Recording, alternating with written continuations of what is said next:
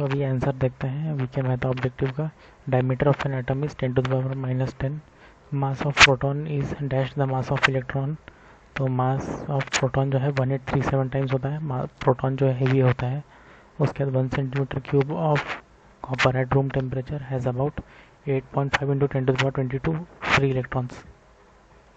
Electric current in metallic conductor is due to flow of both electron and positive ions only. The electric current in liquid is due to flow of both electron negative and positive ions. उसके बाद question है कि अब billion electrons pass through a cross section of area इतना है। तो billion यानी क्या हुआ 10⁻9 हो गया। तो Q is equal to n into e करेंगे।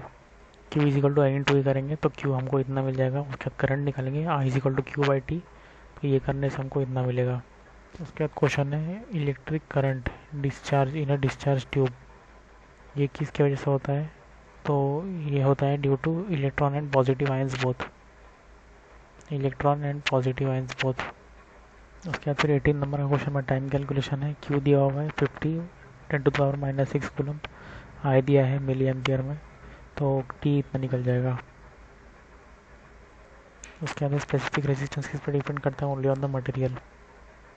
उसके बाद the resistance of a straight conductor is independent of, ये क्या है शेप में, इन सब पे डिपेंड करता है लेकिन शेप पे वो डिपेंड नहीं करता है। उसके बाद क्वेश्चन है कि drift velocity of free electron is of order कितना होता है। तो इसका आंसर है 10⁻⁻5। 10⁻⁻5 इसका आंसर होगा। उसके बाद है potential difference of energy source that provides 50 millijoules of energy for every microcoulomb of charge that flows is. तो यहाँ पे है माइक्रोकूलम कितना हुआ है 10⁻⁻6 हो जाएगा। 50 millijoule 10⁻3 V is equal to W by Q निकालेंगे तो 50 किलो वोल्ट निकल जाएगा answer. 50 kilo volt. Insulators have dash, तो यहाँ पे है insulators have negative temperature coefficient. Insulator और semiconductor have negative temperature coefficient, मतलब कि उनका रेजिस्टेंस क्या होगा, डिक्रीज होगा एज द टेम्परेचर इंक्रीजेस। यहाँ पे क्वेश्चन था कि यूरेका जो है उसका टेम्परेचर कोएफिशिएंट क्या है, मतलब टेम्परेचर कोएफिशिएंट ऑफ यूरेका क्या है। तो ये जो आंसर होगा यहाँ पे ये ऑलमोस्ट 0 होता है। Eureka copper of alloy of copper and nickel is a material specifically chosen where resistance जो है वो सेम रहेगा, टेम्परेचर से इसका डिफरेंस नहीं होगा। तो ऑलमोस्ट 0 इसका है कोएफिशिएंट। वहाँ पे क्वेश्चन दिया हुआ है कि एक पीस ऑफ एल्यूमिनियम वायर है, तो इसका क्या हो रहा है कि वो it is stretched to reduce the diameter to half of its original value. तो इसका रेजिस्टेंस कितना हो जाएगा, तो इनिशियल रेजिस्टेंस इतना है, फिर डायमीटर क्या हो जाएगा d/2, तो रेडियस कितना हो जाएगा r/2। अभी एरिया क्या हो जाएगा, तो एरिया होगा πr²। तो यहाँ पे r क्या हो जाएगा r/2, तो r²/4 a1²/4 जो पहले एरिया था। तो वॉल्यूम क्या होता है a इंटू एल होता है, remains constant. So L1 is equal to A2L2। तो यहाँ पे जो इसका नया एल निकलेगा वो कितना हो जाएगा 4 टाइम्स ऑफ L1 हो जाएगा। तो न्यू रेजिस्टेंस कितना निकलेगा 16R1 निकलेगा। उसके बाद क्वेश्चन है कि सेमीकंडक्टर्स का टेम्परेचर कोएफिशिएंट क्या होता है, नेगेटिव होता है। Thermal speed of electron is of order कितना होता है 10⁻6 मीटर सेकेंड। 10⁻6 मीटर सेकेंड इतना होता है।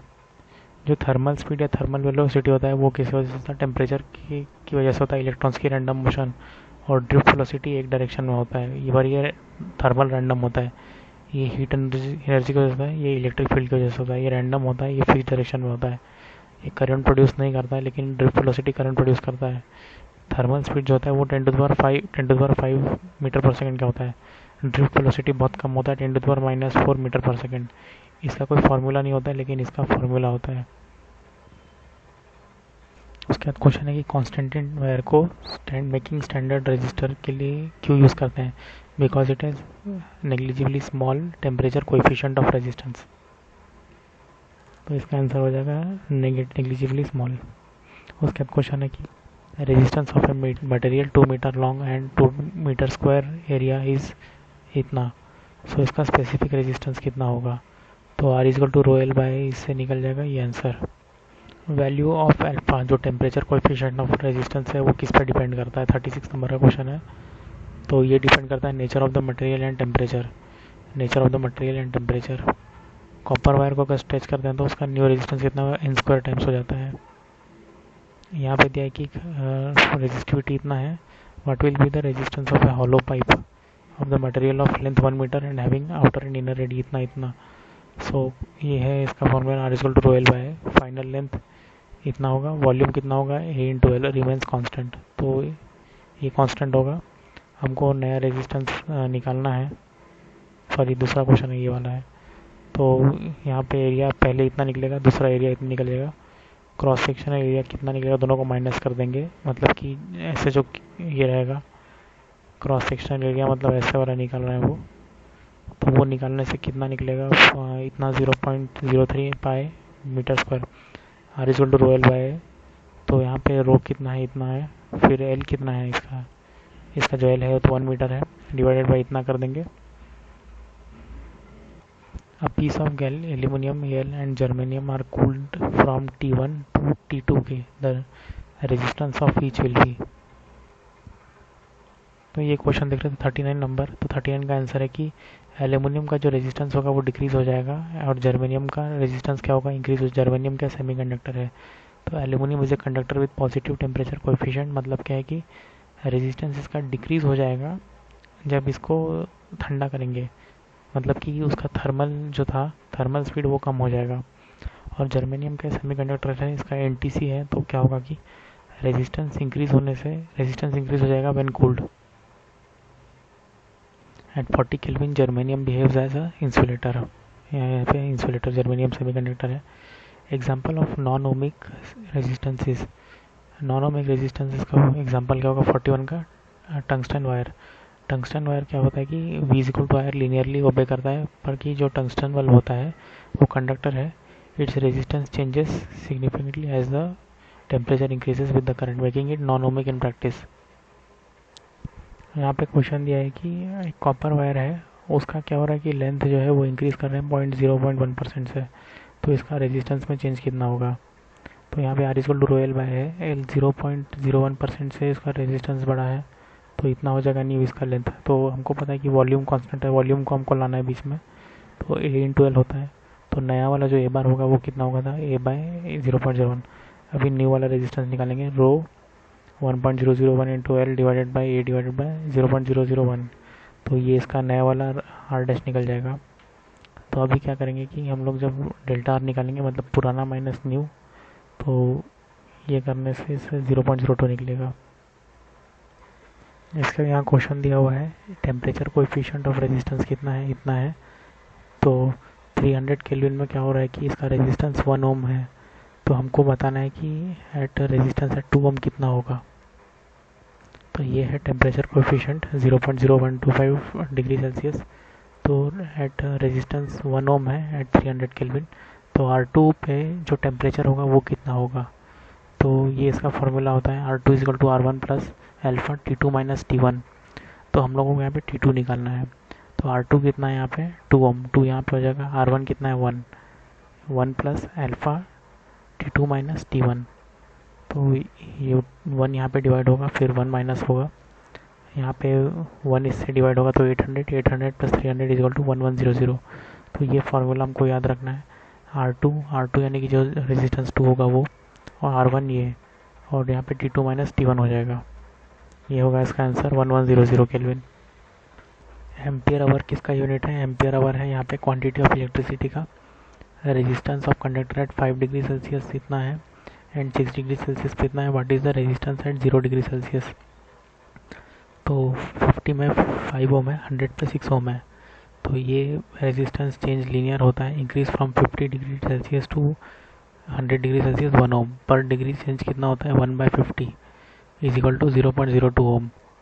तो 50 से 0 डिग्री सेल्सियस क्या हो रहा है, 50 डिग्री सेल्सियस, ये जो डेल्टा टी है वो इतना है।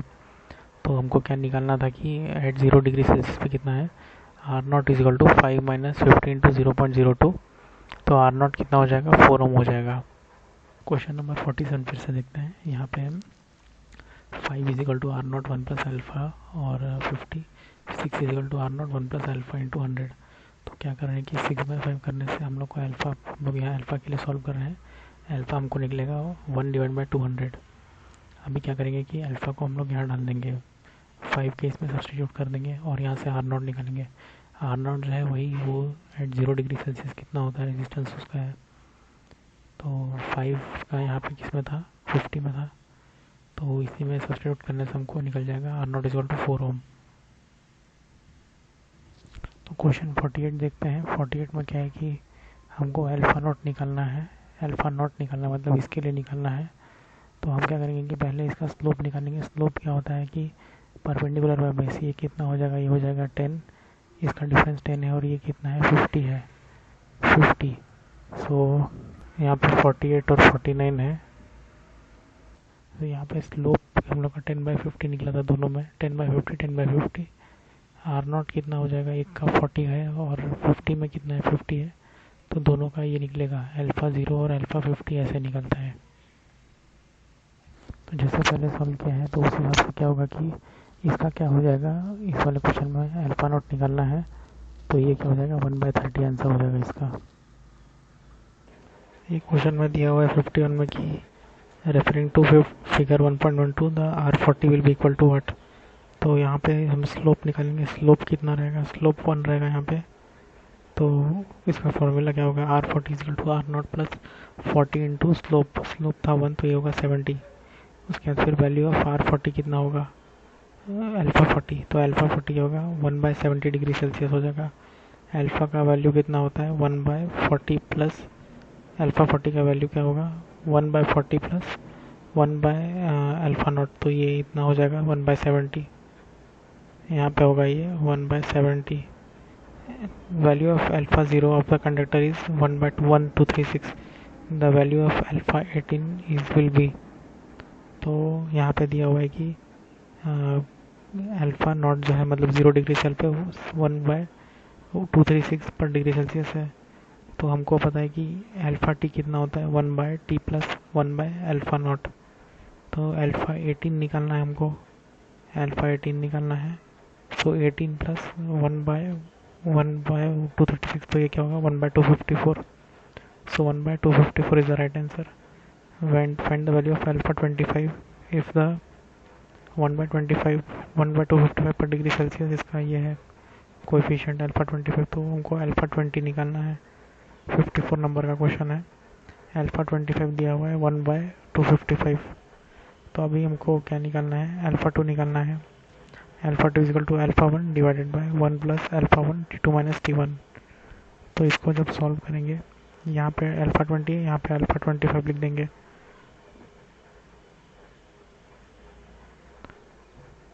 तो यहाँ पे क्या बोलते हैं अल्फा 25 भी हो सकता है या फिर अल्फा नॉट भी हो सकता है, कुछ भी लेके सॉल्व कर सकते हैं।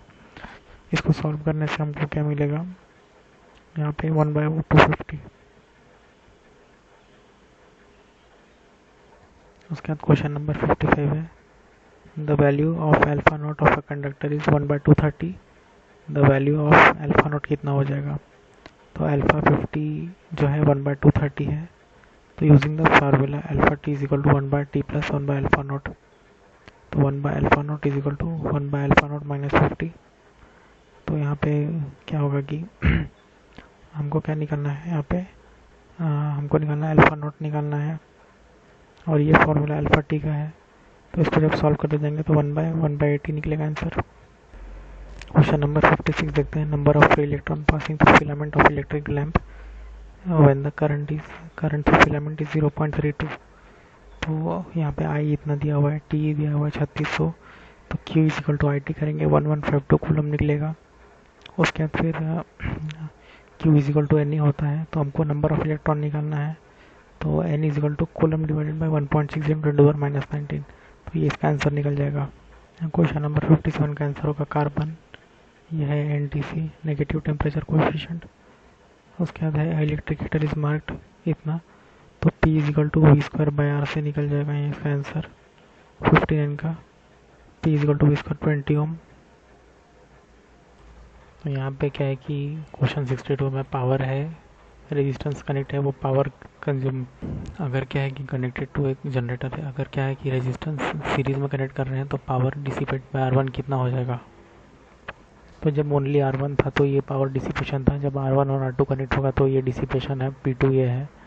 तो यहाँ पे हमको दिख रहा है कि R1 और R2 is greater than R1, तो करंट क्या होगा, डिक्रीज हो जाएगा। तो P2 is less than P1, तो क्या होगा कि power in R1 will decrease. उसके बाद क्वेश्चन 63 में है Ohm's law in case of liquid is, ये होगा इसका आंसर 63 का 2 पार्शियली ओबेड।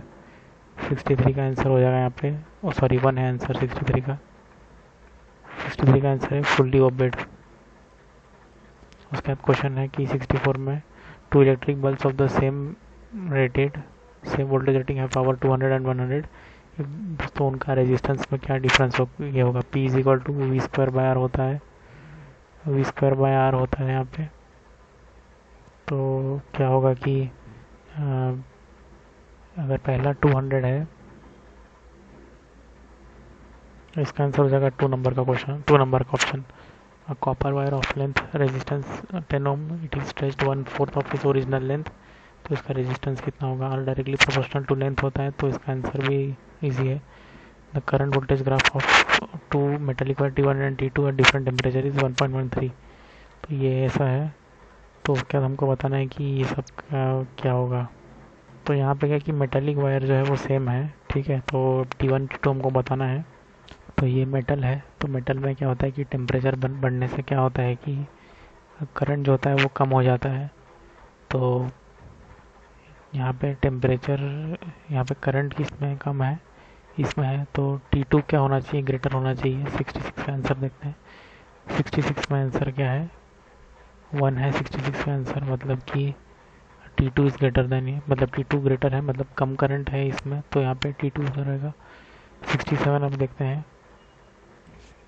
यहाँ पे क्वेश्चन दिया हुआ है कि no current flows between two charge bodies if they have same potential. 68 का 2 होगा आंसर, 68 का यहाँ पे दिया 2 आंसर है। उसके बाद क्वेश्चन नंबर 69 देखते हैं। यहाँ पे रेजिस्टेंस दिया हुआ है 0.125 at 20 degree Celsius. The temperature coefficient of carbon at 20 degree Celsius इतना है, तो 85 डिग्री सेल्सियस पे इसका रेजिस्टेंस ऑफ इलेक्ट्रोड क्या होगा। तो R is to R0 1 plus alpha T होता है, हमको पता है। डेल्टा टी क्या है, दोनों टेम्परेचर का डिफरेंस है, ये होगा डेल्टा टी में आ जाएगा। एंड अल्फा कितना दिया हुआ हमको 0.05 एट 20 डिग्री सेल्सियस पे है, तो ये 0.05 तो रहेगा। उसके बाद फिर यहाँ पे क्या है कि R0 हमको मल्टीप्लाई करना है, तो R0 यहाँ पे कितना है,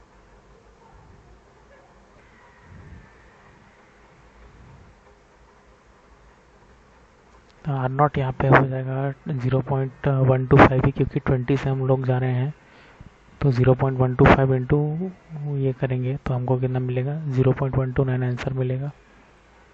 0.129 69 का आंसर देखते हैं हम लोग कितना है। 69 का आंसर है 4 वाला, तो वही आंसर है सर करेक्ट। उसके बाद क्वेश्चन है कि स्पेसिफिक रेजिस्टेंस कितना है, 0.4 mm डायमीटर है, इसका रेजिस्टेंस इतना है, तो हमको इसका स्पेसिफिक रेजिस्टेंस निकालना है। R equal to rho L by से निकालना है। तो इस क्वेश्चन में क्या है कि हमको 0.4 mm डायमीटर दिया हुआ है, तो डायमीटर को हमको रेडियस में कन्वर्ट करना पड़ेगा पहले, और area is equal to pi R square. तो फिर जब सॉल्व करेंगे हमको ये रोम निकलेगा इतना आंसर। उसके बाद इनमें से बेस्ट कौन सा है वायर बनाने के लिए, तो इसका आंसर होगा कॉपर। 72 में क्वेश्चन है स्पेसिफिक रेजिस्टेंस डिपेंड्स ऑन, इसमें से नन ऑफ दिस होगा 72 का, तो 4 हो जाएगा।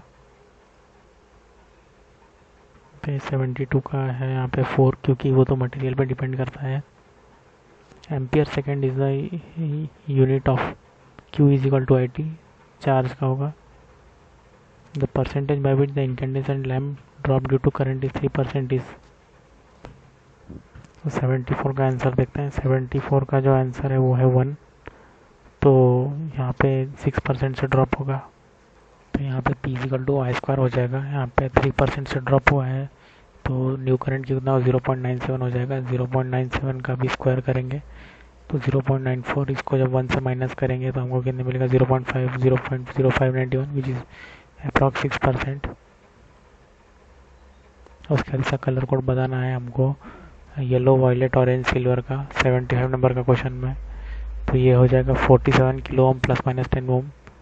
What will be the resistance of brown black red. 76 में ये है नन ऑफ दिस, ये हो जाएगा ब्राउन ब्लैक रेड का है इतना, सो 1 किलो ओम या 1000 ओम होगा, जो कि ऑप्शन में नहीं है। 2 resistors alpha and beta have the resistance R and R B, the resistivity of the two material R, तो ये भी निकाल सकते हैं। 77 का आंसर देखते हैं हम लोग क्या है। 77 का 4 आंसर होगा, इनसफिशिएंट इंफॉर्मेशन। 78 में क्वेश्चन दिया है, as the temperature of metallic resistor is increased the product of its resistivity is conductivity always remains 1, क्योंकि ये टेम्परेचर पर डिपेंड नहीं करता है। Resistor develops 400 joules of thermal energy in 10 seconds when a current of 2 ampere is passed through it. The resistance of the resistor is 17 में question है। तो P is equal to E by T करेंगे तो हमको P निकलेगा 40, तो P is equal to I square का R करेंगे, R is equal to P by I square करेंगे तो हमको 10 ओम निकल जाएगा आंसर।